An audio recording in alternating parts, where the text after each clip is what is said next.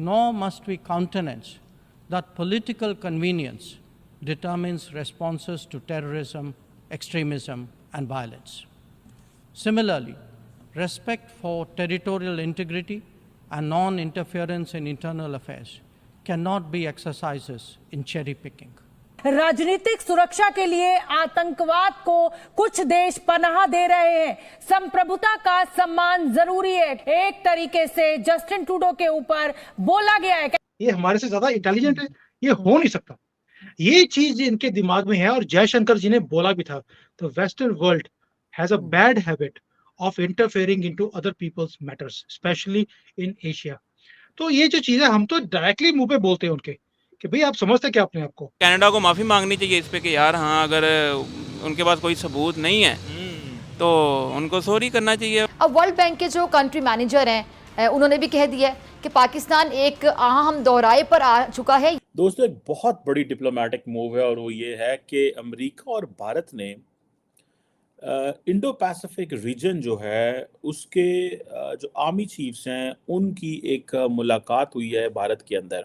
महंगाई का जिन जो बोतल में बंद करने का दावा किया गया था वो नहीं किया गया, महंगाई बढ़ती चली गई, आवाम अब परेशान है। यूरोपियन वर्ल्ड है या जो वेस्टर्न वर्ल्ड है उसको पसंद नहीं आ रहा कि भारत आगे जा रहा है, चाहे वो चंद्रयान 3 तो अभी बहुत लेटेस्ट बात है, उससे पहले भी चाहे आपकी फॉरेन पॉलिसी हो, इंडिपेंडेंट फॉरेन पॉलिसी हो, चाहे आपकी इकोनॉमी हो, तो वेस्टर्न वर्ल्ड को पसंद नहीं आ रहा और इसी वजह से कोई ना कोई बात ऐसी निकाली जाती है। हेलो फ्रेंड्स, जय हिंद। हिंदुस्तान स्पेशल में आपका स्वागत है दोस्तों।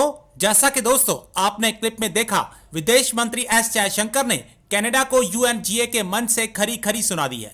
भारत के विदेश मंत्री एस जयशंकर ने मंगलवार को यूएनजीए में बोलते हुए कहा कि भारत अपनी जिम्मेदारियों को समझता है। दुनिया के कई देश दोहरी रणनीति पर काम करते हैं जो कि उन्हें छोड़ना होगा। एस जयशंकर ने कहा कि अभी भी कुछ ऐसे देश हैं जो एजेंडा को आकार देते हैं और मानदंडों को परिभाषित करना चाहते हैं। ये अनिश्चित काल तक नहीं चल सकता।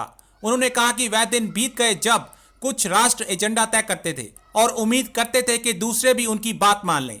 जब हम अग्रणी शक्ति बनने की आकांक्षा रखते हैं तो हम आत्म प्रशंसा के लिए नहीं बल्कि बड़ी जिम्मेदारी उठाने और अधिक योगदान के लिए करते हैं।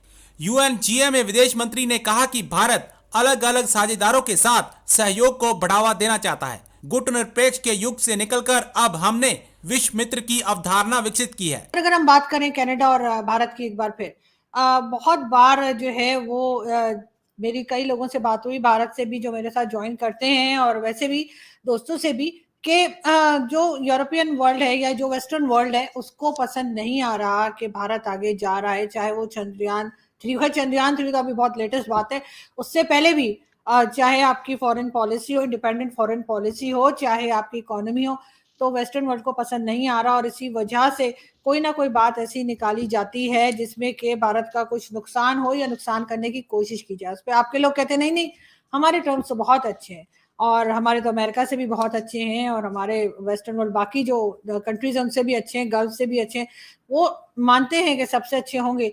लेकिन कहीं ना कहीं ह्यूमन नेचर होती है कि अगर कोई किसी से आगे जा रहा हो तो अच्छा नहीं लगता। तो अभी जो रिसेंट इंसिडेंट्स हुए हैं, चाहे वो कश्मीर में देख लीजिए, चाहे वो अभी कनाडा में देख लीजिए, आपको नहीं लगता कि कहीं ना कहीं एक इस किस्म का एलिमेंट भी शामिल है? ये और बात है कि वो इस्तेमाल दायरे किसी और को करेंगे, चाहे वो पाकिस्तान हो, चाहे वो कोई और कंट्री हो, लेकिन नुकसान तो भारत का है।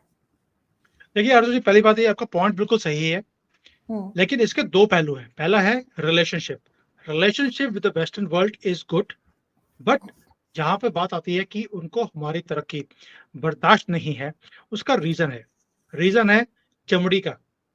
ये गोरी चमड़ी वाले जितने भी लोग हैं ना, इनको लगता है ये काली चमड़ी वाले, ब्राउन, ये हमारे से आगे निकल जाएंगे, ये हमारे से ज्यादा इंटेलिजेंट है, ये हो नहीं सकता।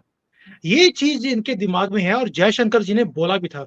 तो western world has a bad habit of interfering into other people's matters, specially in Asia.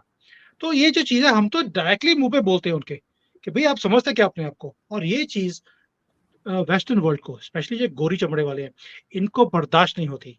आप जो G20 हुआ, आपको आरजू जी आपने पता नहीं उसको फॉलो किया नहीं किया, लेकिन जब उन्होंने देखा यहाँ पे डिजिटल, जो हर चीज हमारी डिजिटल है, कि आदमी ये जो जितने भी थे डिफरेंट डिफरेंट कंट्रीज के डिफरेंट लैंग्वेजेस के अंदर, ये किसी भी स्टॉल में जाते हैं, वो उसकी भाषा में उनको सुनाई देता था। दे कुड नॉट बिलीव कि भारत इतनी आगे निकल गया है कि डिजिटल में आप बस अपना फोन लगाते हैं and payments go away and that is seamless. Seamless means कि without any issue in 1 second उनके वहां के कंट्री के बैंक से पैसे हमारे यहाँ पर पेमेंट भी हो गई। They can not see this. और किसी बेवकूफ ने एक्चुअली, अमेरिकन बेवकूफ ने बाइडेन को बोल दिया कि हमें भारत से सीखना चाहिए कि ये यूपीआई कैसे चलता है, हमारा बहुत आउटडेटेड सिस्टम है। पूरी कंट्री में मोदी जी एक बटन दबाते हैं, crores of people get money in the next second. We should learn that. अब हमें अभी भी बाइडेन बैठा चेक काट रहा होता है कंट्री के जो लोगों को पेमेंट करनी है। बाइडेन ने बोला उसको, तुम पागल हो गए हो, अब हम भारत से सीखेंगे। दैट्स अ काइंड ऑफ, जो इनकी जो ईगो है इनकी, वो इतनी हाई है कि ये बर्दाश्त नहीं करते कि एशियन कंट्री इनसे आगे निकल रही है। वो भाई इससे ऊपर क्या आगे निकलेगी? प्रधानमंत्री आपके वेस्टर्न वर्ल्ड का हमने दिया है, अगली बार हो सकता है कि अमेरिका का प्रेसिडेंट भी कोई भारतीय आ जाए, क्योंकि आप लोगों से कुछ चल नहीं रहा। और भाई जो प्रेसिडेंट इनका खुद चल नहीं पाता, चलते चलते नीचे गिर जाता है सीढ़ियों से, वो कंट्री का चलाएगा? अब ये चीजें इनसे बर्दाश्त नहीं होती। इसलिए जो आपकी बात है, मैं उसको 100% एग्री करता हूं कि कहीं ना कहीं वो जो रंजिश है कि भाई ये ब्राउन लोग हमारे से आगे निकल गए, ये बर्दाश्त नहीं उनको। और G20 में तो बिल्कुल ही हमने आग लगा के भेजा इनको, स्पेशली ये टेडीमल ट्रूडो को। इसकी तो ऐसी हमने लापा करी, यहाँ पर जब भी बोलते हैं लापा करना, वो ऐसी करके भेजी है इसको कि ये वापस जाते ये पागल हो गया। और मुझे लगता है ये भी सूंघने वाला आदमी है, क्योंकि इसके पता लगा था कि शायद प्लेन में से कुछ हाँ, निकला ये था इसके। न्यूज भी आ रही है, ये न्यूज भी आ रही है कि इसके प्लेन से कुछ निकला है, ड्रग्स वगैरह मिली है। ये आपके हाँ, आगे वही कुछ है। लोग शोज में बात कर रहे हैं। तो क्या हो गया, वो ड्रग्स जो है हमने पकड़ ली सारी, तो बेचारा खाली गया है। तो आप समझ सकते हैं उसके बाद दिमाग खराब हो गया, तो जाके स्टेटमेंट दे दी, ठीक है कोई बात नहीं, हम भी पूरा काउंटर कर रहे हैं इसको।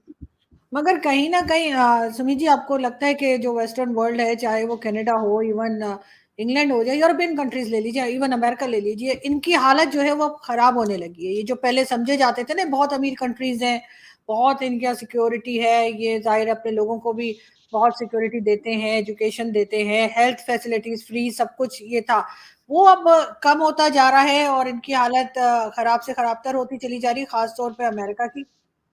देखिए मैं पहले को वो कंट्री बताता हूँ। मेरी जो मेजर फैमिली है, जिसमें मेरे रिलेटिव्स हैं, मासियाँ, मामे हैं, वो भी है, वो सारे के सारे यूके में रहते हैं। यूके बैंकरप्ट हो चुका है थैंक्स टू योर कम्युनिटी। भी 10-10, 15-15 बच्चे हैं, सबके वो पैसे ले रहे हैं उनके ऊपर सिक्योरिटी के, उनको पालने के लिए। कंट्री का दिवालिया हो गया इस वक्त because of those policies of being very liberal. America का भी ये हाल है, कनाडा का ये हाल है। इनके पास पैसे हाउसेस बनाने के पैसे नहीं है।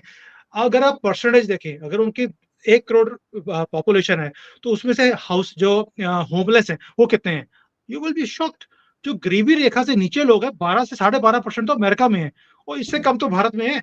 मैं नंबर्स की बात नहीं कर रहा हूँ, परसेंटेज की बात कर रहा हूँ। So please understand one thing, their time is over, they can see it. This is the time of century of Asia. इसमें वो चाइना हो, भारत हो, कोई भी हो सकता है पाकिस्तान भी आगे निकल जाएगा, अकल आ जाए इनको, पर आनी मुझे मुश्किल लगती है मुझे।